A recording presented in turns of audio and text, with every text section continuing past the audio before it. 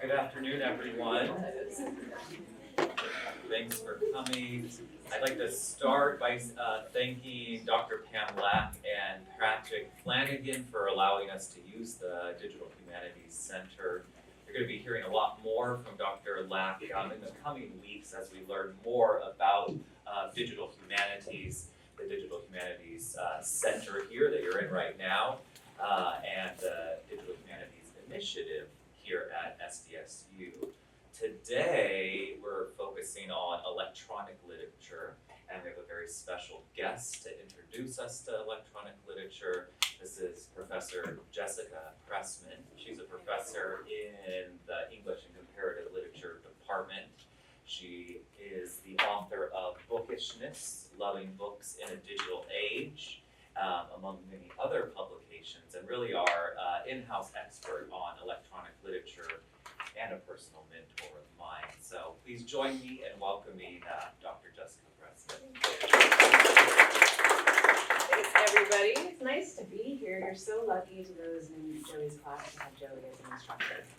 He's so innovative and creative and brilliant. And the very fact that you're including digital literature in an intro to lit class is extraordinary. You're very lucky.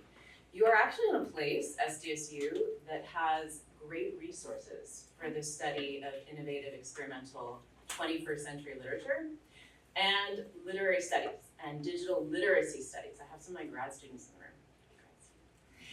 room. And I want you guys to take advantage of it too, including the space, Dr. Lack and Patrick and their massive amount of expertise. We'll also direct you in a moment to the electronic literature studio in this space. So I hope what I've been asked to do, and thank you for inviting me, by the way, thank you. I just taught a whole class on Moby Dick, so I'm a little grasping for air, that's why. It's a great class, but still. So yes, my work, I'm a full professor in the Department of English and Comparative Literature. I've dedicated my career to studying media and media studies and its role in literature, the production, reception, distribution, and reconceptualization of what that means. So that means digital literature, which I'll talk about in a moment, but also what it means to love books in a digital age. That has meant digital humanities, which I'll talk a little bit about, but I know that Pam will be talking about in the upcoming weeks, which is really rethinking what it means to do humanities study of all, not just literature, but all of human archive knowledge, thought, creation in a digital age.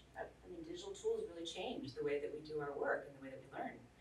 That's why I'm so excited about these non-digital writable desks, right? You're in the Digital Humanities Center, which Pam and I worked really hard to build, and is an extraordinary resource-rich space. But I think one of the best technologies, and I hope you use it during my talk, is to use these pens and doodle. Doodling is very important, so do that. But today what I want to do is just briefly set you up. My grad students too, who are also going to be reading Patchwork Girl. Are you reading it next week? We're starting next week, yes. Great. We have a few weeks. But I want to give you an introduction to electronic literature, or ELIT. I want to explain why I think it's important to be introduced to this, especially as digital natives going out into digital economies and ecologies, to be able to articulate why your literature and humanities training matters. And then I'm going to introduce you to Patchwork Girl as an exemplary work, and hopefully explain to you what kind of you're going to be seeing and why it will be weird and confusing and exciting. Okay. I also want to invite you to interrupt me with questions along the way. I don't want this to be a lecture. As I said, I already taught today, so I'm really very interested in your activity. So to begin there, actually, are there any interests, questions in electronic literature? Do you all have any questions already? Anything that, knowing you were coming here to be lectured at, that you were curious about or want to hear about? And I'll try to address it. Anything in your reading over the last couple of days? I gave you those introductory elements to electronic literature to kind of prime you to understand the general definition and the different types of electronic literature that are available. to experience. Any questions that came up for anybody when you were reading through those items? Hopefully they will, and if they do come up, questions or even like, ooh, does this apply or does this count, or just raise your hand, I'll be super curious to hear, okay? Anything to start us off? All right, so what is electronic literature? This is a good question, and I will just say for me, and this is my introduction to eLit, this is not the introduction to eLit, this is also not the history of eLit, this is my personal favorites and curated list. It's born digital, which means that it's made on computers and meant to be read on computers in some kind of fashion. iPhones, tweets, whatever, games, right? And importantly, that the computational aspect matters to its poetics and purpose. So these are not PDFs, right? In fact, all literature, most literature, is born digital. My last book was written in Word, in Microsoft Word, was sent as a file to Cambridge University Press, and their people in India printed it out and bound it and sent it back, right? That's a digital file, but that's not digital literature. So digital literature understands itself as a field of art and scholarly production wherein the medium matters, okay? So I'll come back to this in a moment, but there is an entire field. Electronic literature can trace its origins back to the origins of computing, so back to the 50s. Anytime there's new tools or technologies, artists play with them. That's artists' goal, is to tinker and play and actually show us the future. That's why science fiction is actually really important, right? All the technologies that we have today, including the World Wide Web, the digital, imagined by writers and artists before the technologists got to it. So this is the website for the organization called the Electronic Literature Organization. It's eliterature.org. It is literally an international organization dedicated to the investigation of literature produced for the digital medium. If you go there, like if you're interested in this field, you will learn about people involved. They have annual conferences. They also importantly have, I'll show you in a moment, an anthology or volume of collected works. So you can mess around and play around. It's in all languages across the globe. It's pretty fascinating. So if you're also interested in more print-based ways of learning, I would suggest the following two books, which is N. Catherine Hale's Electronic Literature Visit. And by the way, she's gonna be coming next semester. Joey is gonna help me bring her here to talk about her most recent book. There's also a book called Electronic Literature by Scott Redberg. These are both available in the library. Okay, questions so far? All right, so let me show you what it is by way of some of my favorite works.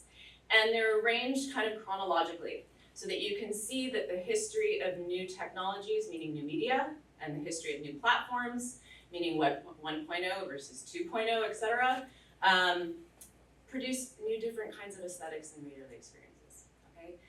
Patchwork Girl, which you're going to be reading, is from 1995. I mean, how many of you were alive in 1995? Okay, so like it's an old work, especially in the field of the digital where things change really fast. You all know, you get upgrade notices and replace your phones all the time, right? 1995 is an old work, so when you encounter it, it's gonna be a little off-putting and strange and weird. Part of that is intentional, because it's an experimental writer rewriting Frankenstein from a contemporary feminist point of view. I know it's written by feminists, but in a different kind of understanding. And part of it is just that we don't use Web 1.0 anymore. We have different ways of accessing and really different expectations for what digital means. So I just want to remind you by showing you some older works. Hypertext, that's what Patchwork Girl is. This is 1997, this is Michael Joy's 12 Blue. Basically, hypertext is link and node. This is a novel, it's just text. Why? Because the web couldn't handle images. There were no movies on the web.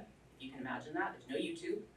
So what you do is you read and you click and it opens another window with more text. This is the work that did it for me. I love this work so much. Just get totally immersed. But it's basically like print. It's story, yeah? Here's another hypertext. Here's some, this is Disappearing Rain by Dina Larson from 2000. I want you to pay attention to these dates here, right? This was online. It's in some ways about the web. A lot of the links are intentionally dead because the author wanted it to be a living embodiment of the World Wide Web, which is now a very different beast. So again, it's clicking and reading new sections of the text and intentionally getting disoriented and lost in the story. There are no page numbers here, right? It's a little different than saying, let's turn to page 3 and close read aloud. It's a different experience. You're supposed to get lost, disoriented. These were called exploratory hypertext. Okay, does that make sense? Okay. Then we get this introduction of a new software called Flash, which is, which allowed writers and artists to make movies, basically. So literature, and especially digital literature, started to become visual and audio. So this is also from 2000. These were innovators, Ingrid Angerson and Megan Sapnar, who actually created a whole journal online called poemsthatgo.com. This was a genre of flash poetry. While chopping red peppers, in the space between my knife and my fingertips, there is my father. You shouldn't, he says, wants to know. Can't he just show me? Not so small, taking the knife, followed by the sounds of thick red peppers on the cutting board, and my thigh against the stove. Like this. He teaches presentation, perfect arrangement on a plate, how to shake hands after church, firm, like this, making my hand fit in his like a puppet, the way vegetables are silent underwater. It's all in the presentation, he says, as if that's really all it is. I'll learn to present myself, a firm handshake, a straight back. I'll chop my peppers thick for my father, from whose kitchen I'll later move 1,000 physical miles from. This may seem obvious to you, folks that watch videos online on TikTok, on Instagram and stuff, but this was pretty revolutionary. Just quickly, what do you see here that's different than reading a text poem? What might be different or challenging about reading or talking about literature with this work? Yeah. Just a lot more visuals. Visuals, right, the whole poem is visual. It's not, and we tend to think like of comics, right? Visual and image, but here these things are moving. It's film. Flash was actually a film software, right? So film to produce literature. Great. Anyone else? Other things that are complicated? Or interesting? Yeah? The voice, The voice, what about it? it's like very animatronic. It is animatronic. I always think of it as like, it's the poet's voice. That's what a poet sounds like. No, you're right. There is something to the voice being captured, right? And that we're forced to listen to this voice as we are reading the words ourselves, okay? So there's the voice, the images, the text. What else is interesting or challenging here?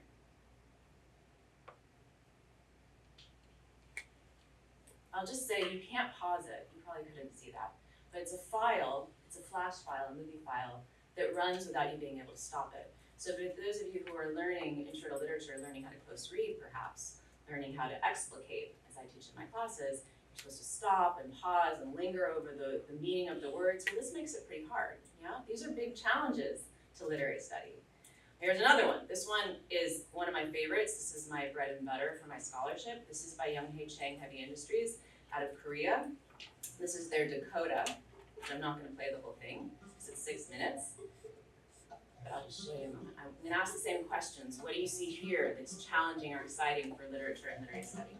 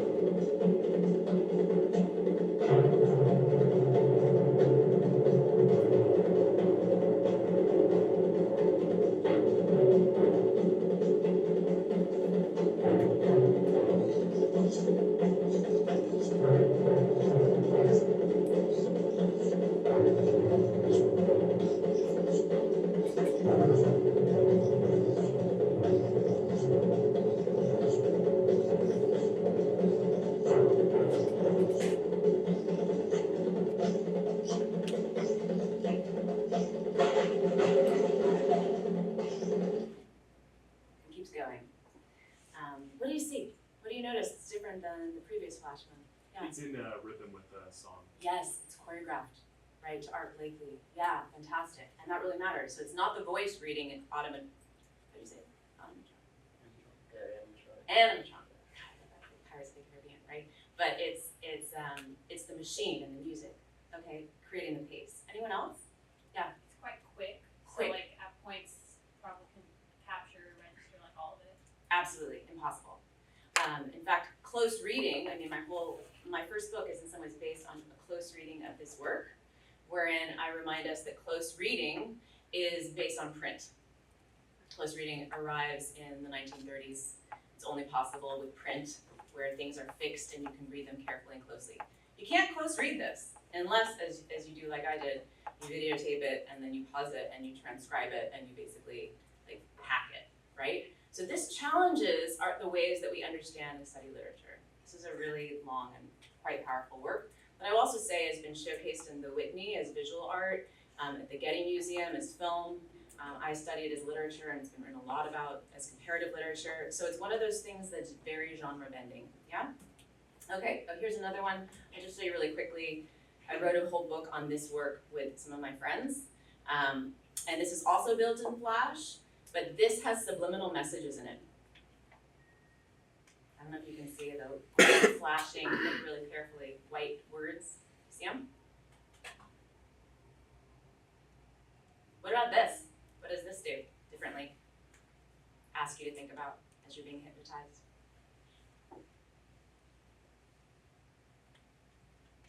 Goes on for a long time. It's pretty interesting. I'll keep going. In addition to Flash, we have the origins of games. So video games emerged with digital literature as part of the same field. Back in the 90s, we all attended the same conference. This one should be going in a moment. This is interactive fiction, which is the origin of video games. Does anyone know interactive fiction? Yeah, okay. So you see what's happening here is there's a story. Has anyone heard Choose Your Own Adventure? Hypertext in print? This is a Choose Your Own Adventure though too, which is a story and then you have to type in a response. And then the computer or the parser will read your response and allow you to move forward and access different, did it go? Can you see that? Into that block down there. I don't know. So this is 2000. Of course, games become visual. They become much more multimodal and much more robust. But there is an origin point back to text and back to literature. Here's generative poetry, which is similar. When we get extensive databases, we start to get writers experimenting with what would it mean to make things just happen. So what happens if you click and there's a whole database there with image, text, and sound file, and then things just happen randomly, a combination happens randomly. Then there's kind of what happens to authorial intention, what happens to meaning, right? How do you actually think about reading a work like this that's really playing with alchemy and arrangement? Okay, then we start moving around. 2010, we get the invention of interfaces like iPads and phones, and artists start playing with these. Is this making sense, this kind of timeline? Like, you play with what you have. Eric Lawyer, a brilliant artist and designer in LA. This is his Strange Rain. It's an iPad. Some other strange phenomena as you go on. The deeper you go, the more these kind of things will occur. It's up to you to put all this together, get a sense of the story, and have a hand in shaping when this character decides to come in for the rain. Literally have a hand. It's literally your finger. So now it's no longer clicking, right? Now we're starting to play with atmospheric, with touch, with tactility. We also have artists using, when we start to get GPS technology and Google Maps, we have artists playing with what would it mean to have a story that's actually located in different places. Think about your, what's that called?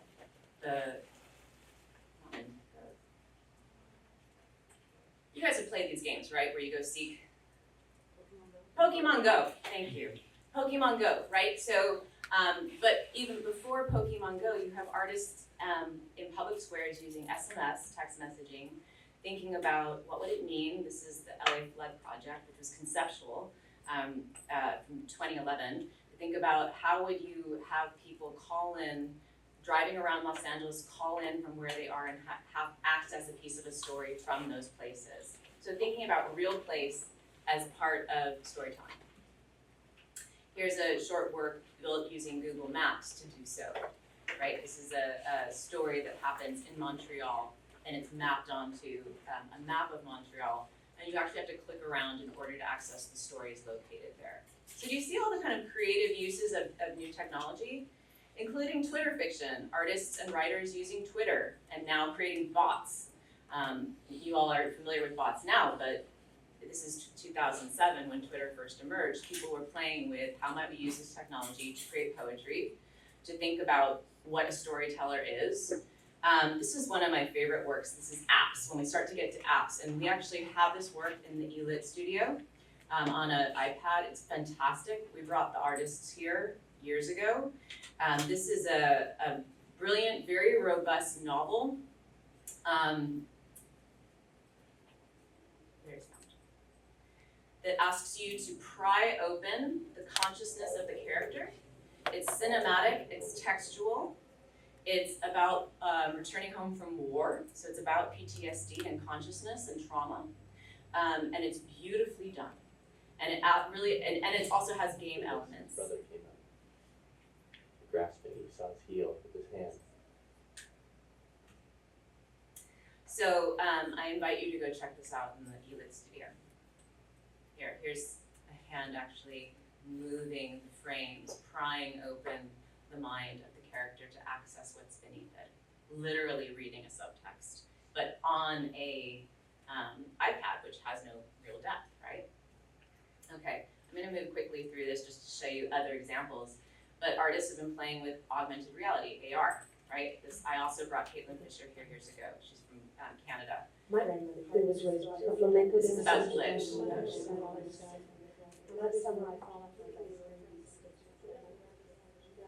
So this is a work that is about 3 generations of women and women's stories being forgotten or erased because they're ephemeral.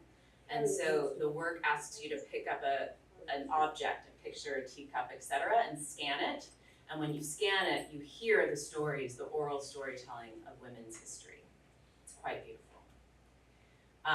This is done very differently. This is Amrit Borsuk, who we read in the grad class. This is a book, a beautiful little book that contains only QR codes. You all use QR codes all the time, but they were really innovative. They transformed the infrastructure and flow of goods, but they also transformed literature. So this is a work that is a book with QR codes that you hold up to your computer camera, and words and poems appear to magically appear between page and screen. So it's very much about learning how to read with the machine. All of these works are about humans working with machines to create and read literature. This is not human-centric. In fact, you'll notice in that video that the human is off to the side, right? The human's not the center here. This is all in some ways leading up to questions of AI. Electronic literature has been dealing with the question of artificial intelligence and the role of computers for 3 decades, right? We've been exploring this. Just to say, there's also virtual reality literature. This is 99, right? This is before the web as you know it, before any of your cell phones or Kindles, etc. These are works that are experimenting. Here's Screen from 2003 from Brown University, where you actually walk into a cave. So we're video game designers in the military design immersive simulations, but writers went in with headphones and play with being immersed by text. It's a surreal experience. I had the opportunity to go. It's like very Paper, surreal. pastries, face.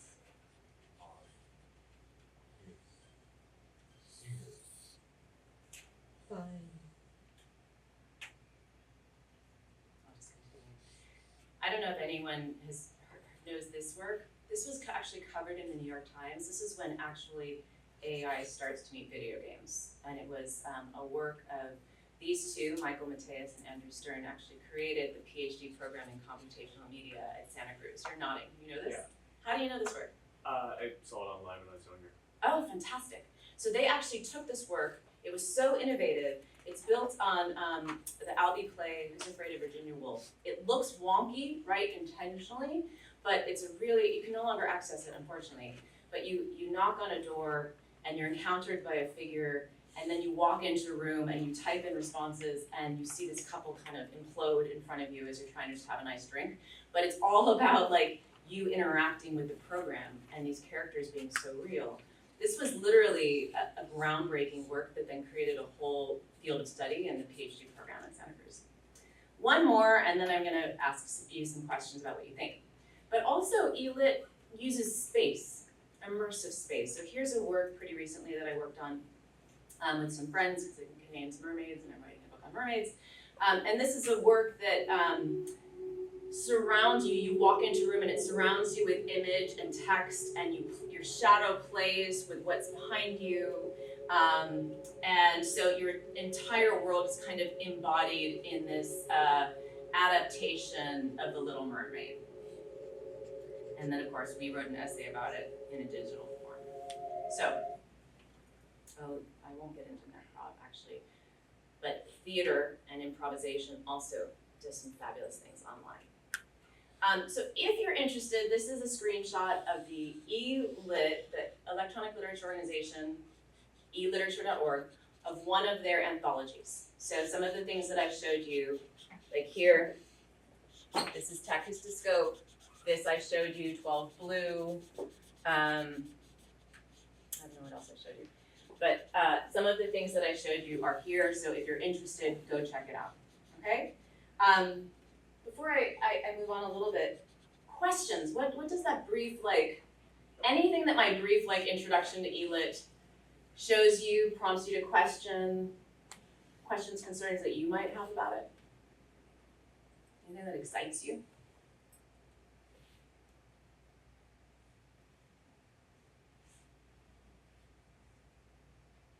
Nothing? I can just go home then. Let me try to frame it really briefly in terms of why you should care, all right? Why you should care. One, I want to talk briefly about the poetic, why this matters for critical practice and also preservation since we're in a library. So digital literature actually has a much longer history. It's not all new in new media. Whenever anyone tells you it's all new, second guess that, right? So medieval literature, image and text, but also this is a hypertext. This is a work that you can read, you can go in many directions and it makes sense. This is a famous example of concrete poetry. You can't just extract the image and the text from it. The red and white also matter, right? Think Young Hei Chang, Dakota for a moment. Some of you have read Choose Your Own Adventures, okay? There's Patchwork Girl right there, connections to Choose Your Own Adventures, non-linear, linked. I'll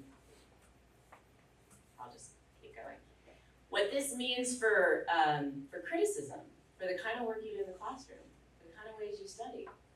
We talked a little bit about some of the challenges of voice, of image, right? Of things moving too fast for you to read. Well, scholars are also recognizing that it's not just the text on screen or the voice that you're hearing, but it's also the programming code that matters. So we have new forms of study, critical code studies, which actually studies the programming code of these works. What is the text of a digital poem? It's not just what you read on screen. How many of you are programmers? Just one? Raise it high, I'm proud. You should, absolutely, too. You should be very proud. You are, you have masterful language and creation skills. And there's a lot you can do creatively as well. But think about what it means for those of you who are not programmers. This is code. Guess what? It's written in English. You can read it. You can close read it. And we do. We have platform studies, which are scholars that are paying attention to things like Flash that are now dead. Or Web 1.0 HTML, which is no longer the major major source of platform for the web, right? So understanding the history and archaeology of these things. Here's flash file. I won't go into all this. And then in terms of preservation, because this is actually really important and probably some of you are aware, and this is where we get to Patchwork Girl. New media has a short shelf life, to use the language of books, right? Software doesn't last very long. So it has become an urgent issue for the field, people that create, programmers, people that study and teach digital art and objects, to think about how do we save it and preserve it when we know that we only have like 7 years of access to these works. And I want you to think about that. Like, what do you save? So these are, just to show, Research One libraries are actually, some of them do have archives of digital literature. And those libraries include computers, like old computers. They include files, they include printed out text. One includes a shower curtain where someone, Dina Larson, mapped out her hypertext. So I want you to think about, like, when you write today or make today, whatever that means to you, if you became a famous artist or a famous writer, what would be saved of your archive? What would scholars like myself who might be interested in your work 20, 30 years from now, what would they look at? What do you think? What are some of the things they would look at? Or want to look at, to understand your process, your thinking?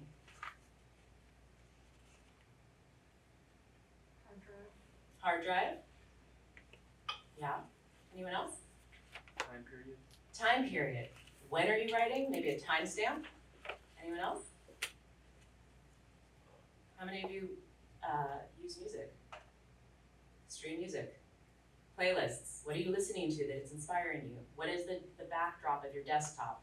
What is saved on your phone, right? These are the things. It's not a writer's desk anymore. When you go to Mark Twain's house, you go see his desk and all of the artifacts in his room. But you guys are making art on your cell phones, walking around campus. So how will we write the story of your creative composition?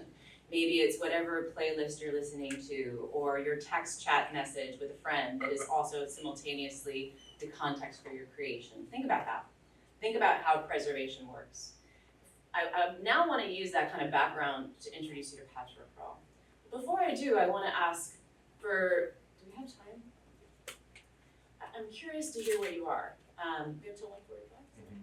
Can I just ask you in small groups, wherever you are, just quickly, I'm gonna give you 2 minutes. I'd like to hear takeaways. What are some of the main things that you've learned so far, things you have follow-up questions on, and things that you're eager to hear more about, just really quickly, okay? Go.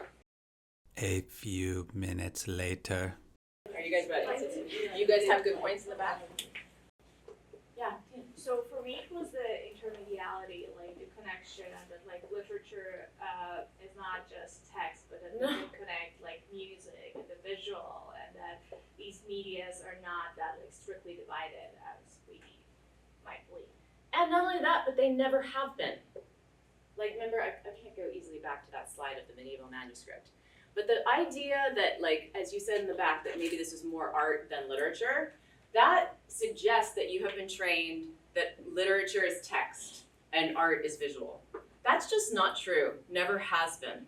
Hieroglyphs are image and text, right? The original forms of written storytelling were image. Graphic novels are not something new. They're something new that we've decided to take seriously, but that doesn't mean they're new, right? In part, some of these things are informed by the fact that we are paying attention to digital media, right? So that's fantastic. Start thinking about your own biases and how you've been trained. That's why taking Joey's class, it's so great that Intro to Literature is introducing you to this stuff. Most 220s don't do that. Actually, most the grad students are here because most of the grad classes don't do this, right? But you all are writing and reading all the time.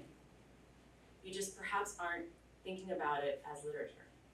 How many of you produce, now if I say that TikTok, that Instagram, that video games and programming, that those are forms that can produce literature, how many of you are producing literature?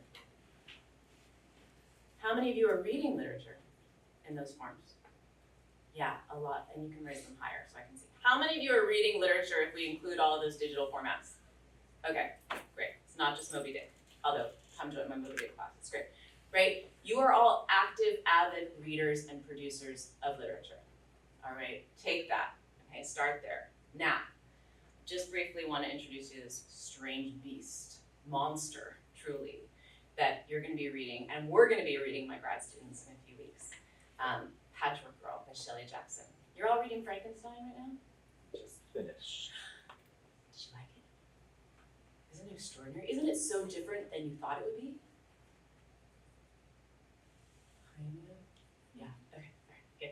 Well, in 1995, let me just remind you that there's no World Wide Web as you know it. There is no Google search engine as you know it. There are certainly no cell phones or massive video game platforms as you know it. Basically, this is a different world. It's a different world, and it's a different digital world. And we have this artist, Shelley Jackson, who's an experimental writer who comes along and writes this story inspired by, I'll go back here, what if Mary Shelley Frankenstein were true? What if Mary Shelley herself made the monster and not the fictional Dr. Frankenstein? And what if the monster was a woman and fell in love with Mary Shelley and traveled to America? In other words, what if this was rewritten using these new technologies in a kind of love letter to the novel Frankenstein, but for a new audience and new moment? It was written in StorySpace, which was a platform developed by a technologist, an artist, classicist. It was published by the only publisher back then who was publishing electronic literature, Eastgate Systems, which was a little house in Watertown, Massachusetts. Now all of this is obsolete in some ways. I own, and if you go into the eLit studio, you will see all versions of this work. I have the floppy, the disk, multiple memory sticks, and now you can download it. So what you're going to see is actually a different version of the original, but it's an emulation that does pretty well. This is Shelley Jackson. She was a big deal in the 90s, actually. And this work is a big deal. There's a reason why you're reading this rather than others. One, it's decidedly literary. It's inspired by Frankenstein. Two, it's a work that that has been identified as part of the canon of electronic literature. And Catherine Hales, who is the person who writes the book on electronic literature, what is it? She uses it in 2000, so nearly 25 years ago, to explain what digital textuality is and how you would close read it. That's her tutor text for how we deal with it, for all English people in literary studies. How are you gonna deal with this thing called digital textuality? Let me show you using Patchwork Girl. And I'll also say that there's a major grant funded, the NEH has funded preservation activities so that we're not so sad about losing some of these works, and Patchwork Girl is one of the first to be archived. So what you will encounter is a work that is a hypertext, meaning think back to those first screens I showed you, which were the blue screen where you clicked on a blue link, because back in the day, blue links signified what in HTML and hypertext? Blue means click, right? Now you can click on all sorts of colors, but back then, literally to anyone in the 90s, blue meant click. All right, so you will encounter screens like this. This is what it's going to look like. I'm gonna show you a video. We're gonna walk through it together, but I just wanna show you. These are, they're called Lexias. These boxes, they're little pop-up windows, which probably won't be pop-up on your version, but back in the day, they popped up and layered the screen. Do you know what a pop-up window is? Have you encountered it? Okay, these are little windows. The language for it is Lexia, and it will give you image and text, as you see, but also a way to navigate this very confusing, non-linear experience, like this map right here. So this map shows you the title page and then shows you which windows or Lexias are linked to it. I'm just showing you some of these navigational elements which you'll encounter, and you will be confused by. So don't start reading Patchwork Girl on a day when you're grumpy and hangry and like not into it. Like, you need to be in the right space, because this is about being disoriented. This is about questioning what is art, what is literature, how do we read, what is the canon, what stories get told, why do women's stories not get told, why is the female monster destroyed, what does it mean to be creative, to create, to procreate, all of these things, right? This is a work that's going to question all of it. So let me just quickly show you. Okay, we're on the screen. So this is the This is the NEH project that is saving the works by videotaping the author reading the work. This is Shelley Jackson. Big image, paint, if anyone knows what that is. It's just like a splash page. I'm actually gonna start Girl herself. here. This is the title page. We'd like to just go over there. I've done that personally, just able to see Okay. you opening the theater. Yeah. But that was good. Alright, so I think we're ready to start with the. Okay. Okay, here she What goes. choices I'm making about where to go, right? Can you hear her? Reading from Yes. it. Alright, so shall I go? You should go. Okay. Alright, so we have these 5 paths we can take, and I want them to be pretty evenly weighted for the reader. So a reader could find herself somewhere that would be quite disorienting potentially, and that's part of my plan. But for the purposes of this reading, I'm going to start somewhere that feels like a story. And in fact, I'm going to start with a chunk called birth. My birth takes place more than once in the plea of a bygone monster from a muddy hole like corpse-like under the needle and under the pen. Or it took place not at all. But if I hope to tell a good story, I must leapfrog out of the muddle of my several births to the day I parted for the last time with the author of my being and set out to write my own destiny. So I'm gonna pause her there and I'm gonna show you the work itself. But this is available to you, and all of this, actually, we are creating a hub on the computer in the eLit Studio that will contain all of this, including, I think, this lecture that I'm giving, so if you wanna go back and take a look at it. But on your own screen, when you open Patchwork Girl, sorry,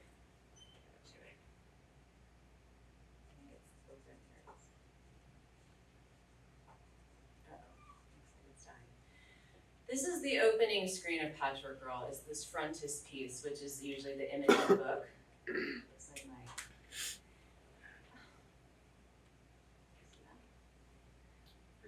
It's freezing. Unfortunate. Okay. This hopefully shouldn't happen to you. What you do is you'll encounter this image of Patchwork Girl.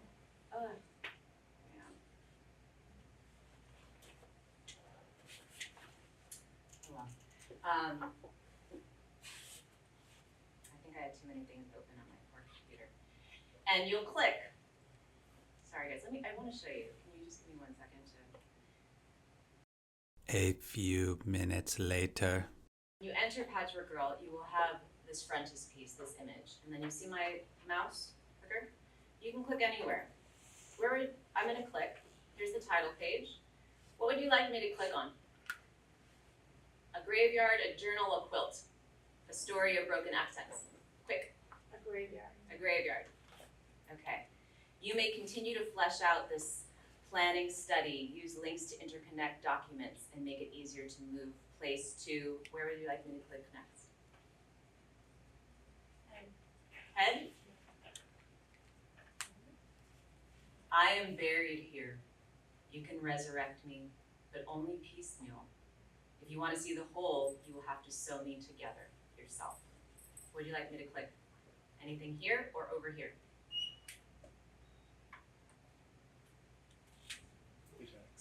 Text.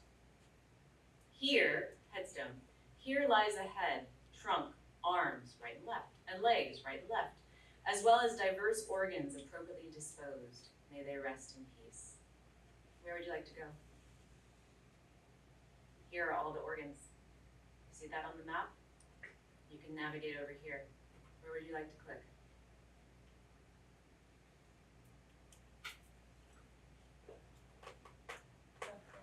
Sorry? Left leg. My left leg belonged to Jane, a nanny who harbored under her durable gray dresses and sensible undergarments a remembrance of a less sensible time. A tattoo of a ship and a legend come back to me. Nanny knew some stories that astonished her charges, and though the ship on her thigh blurred and grew faint and blue with distance, until it seemed that the currents must have long ago finished their work, undoing its planks one by one with unfailing patience. She always took the children to the wharf when word came that a ship was docking, and many a sailor greeted her by name. My leg is always twitching, jumping, joggling. It wants to go places. It has had enough of waiting. One more? Where would you like to go? Oregon. Oregon. This urn guards a heart, a liver, lungs, stomach, guts, and veins. Are you getting a sense? This is exploratory. This is link and node. You can navigate in multiple ways. Here we're on the map, but you see my clicker up here? We can go to outline or chart. Some of these are new. And so you can find your way through. I would suggest that as you're reading, and especially as you're close reading, that you pay attention to the titles of the lexias, these things up here, you see? That you write them down so that you have somewhere to come back and discuss with in your class. Organs is where you want to go, okay? And that way you can find it again. But this is very much a story. I'm just going to give you some vocabulary and then close it off. This is a pioneering work of hypertext. Now you all know the word hypertext, right? HTML, the language of the web, hypertext markup language. But hypertext also describes this genre of literature, which has multiple reading paths, meaning it's nonlinear, you can read in multiple ways, but there is a navigational system, okay? So if you think of other hypertexts, you have Choose Your Own Adventure, you have